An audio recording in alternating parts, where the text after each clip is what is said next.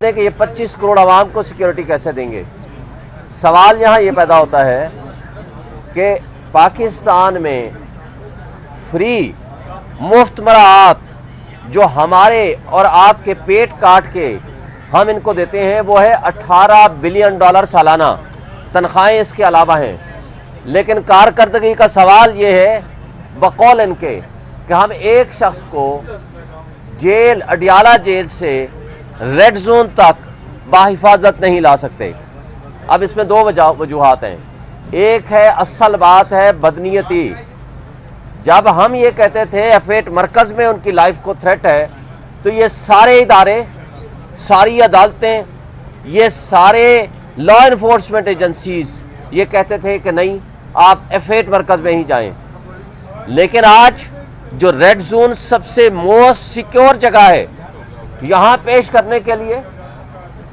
Election commission کے حکم کے باوجود وہ کہتے ہیں سیکیورٹی تھریٹ ہے، ہم ایک شخص کو پیش نہیں کر سکتے۔ تو کیا یہ طرز عمل اس لیے ہم سمجھیں کہ عمران خان اگر یہاں آئے گا تو دنیا ان کو ملنے آئے گی، دنیا ان کو دیکھنے آئے گی، اور اس سے ان کا جو ایک پردہ ہے، ایک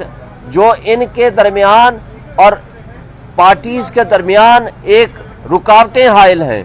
وہ شاید دور ہو جائیں، اور یہ مقتدر لوگوں کے لیے ایک خطرہ کی علامت ہو۔ دیٹ از دی ریزن وہ نہیں پیش کرنا چاہتے۔ آپ نے دیکھا سپریم کورٹ آف پاکستان نے آرڈر کیا کہ عمران خان نیب والے کیس میں، جو کہ نیب کی پروویژنز کو چیلنج کیا گیا تھا، اور نیب پروویژنز جو امینڈمنٹ آئی تھیں جو پی ڈی ایم کی جماعتوں نے اپنے صرف ذاتی مفادات اور ذاتی کیس ختم کرانے کے لیے کیا تھا، اس کے اوپر جب سپریم کورٹ نے کہا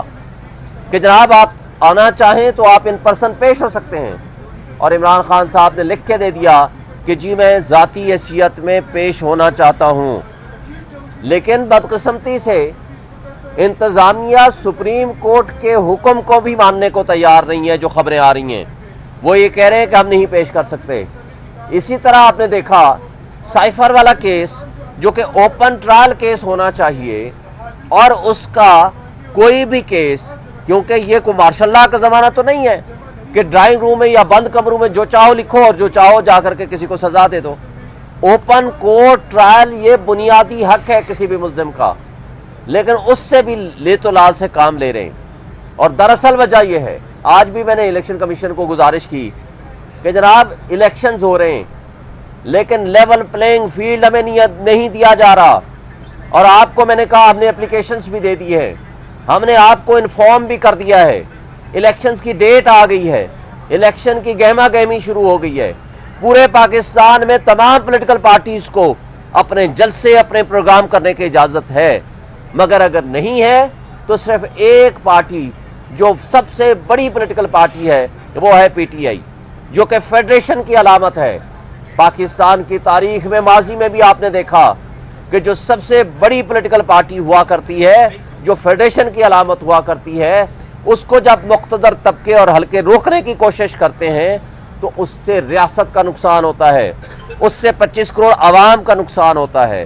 اس سے جمہوریت کمزور ہوتی ہے، اس سے آئین کمزور ہوتا ہے، اس سے بنیادی حقوق متاثر ہوتے ہیں۔ یہ عوام کا حق ہے، یہ ان کا بنیادی حق ہے کہ جس کو چاہیں وہ منتخب کریں، اور جو ان کے منتخب نمائندے ہوں گے وہی حق کے حکمرانی رکھتے ہیں، کیونکہ اس لیے طاقت کا سرچشمہ عوام ہے۔ عوام نے اپنے حق میں اپنے ہاتھ سے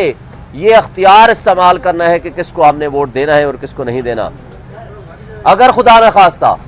یہ لولی لنگڑی کوئی حکومت بنانے میں کامیاب ہو جاتے ہیں، کوئی لوگوں کو کرش کر کے، کوئی ایسے اپنے سپر کنگ اور سپر لاڈلے لا کر کے یہاں بٹھانے کی کوشش کرتے ہیں، تو نقصان کس کا ہے؟ ہماری ریاست کا ہے،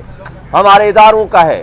ہماری 25 کروڑ عوام کا ہے۔ آج آپ کی ریاست متحمل نہیں ہو سکتی کسی بھی ایڈونچر یا مس ایڈونچر کی۔ آج صورتحال یہ ہے کہ آپ کی اکانومی تباہ ہو چکی ہے۔ 16 مہینے کا ایڈونچر آپ نے کر کے دیکھ لیا۔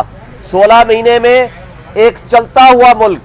جس میں 6.1% جی ڈی پی تھی، جس میں میکسیمم آپ کے ریزرو تھے $24 بلین، جس میں 170 روپے کا آپ کا ڈالر تھا، آپ نے اس کا انجام اتنا برا کر دیا. آج عام آدمی، غریب آدمی روٹی کھانے کو بھوک کو ترس رہا ہے. آج آپ نے وائٹ پیپر ہم نے جاری کیا ہے، آپ نے وہ فیکٹس اینڈ فگرز دیکھ لیے ہوں گے کہ جس حالت میں ہمیں ملک ملا تھا اور جس حالت میں پی ٹی آئی نے اپنی کارکردگی دکھائی ہے. میں اس میں تفصیل میں جائے بغیر، لیکن میں کمپیریزن آپ کو دینا چاہ رہا ہوں کہ ان حالات میں اگر آپ نے لولی لنگڑی حکومت بنانے کی کوشش کی،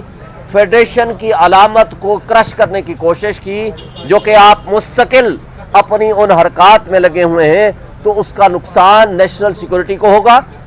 اس کا نقصان ہماری ریاست کو ہوگا،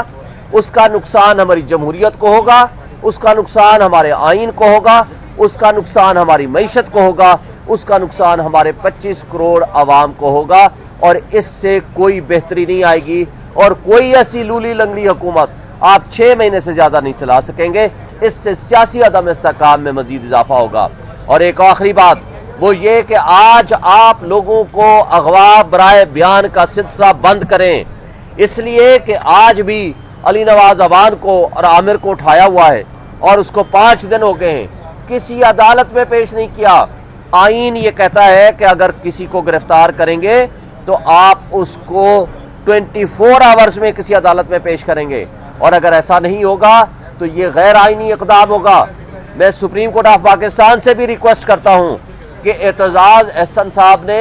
ان پرسن جو پٹیشن فائل کی ہے اس کو انٹرٹین کیا جائے اور اس کے مطابق لوگوں کے بنیادی حقوق کی تحفظ کیا جائے، اس لیے کہ سپریم کورٹ نے لوگوں کے بنیادی حقوق کے تحفظ کی قسم اٹھائی ہے اور وہ پابند ہیں آئین کی بحالی کرنے کے in its true letter and spirit.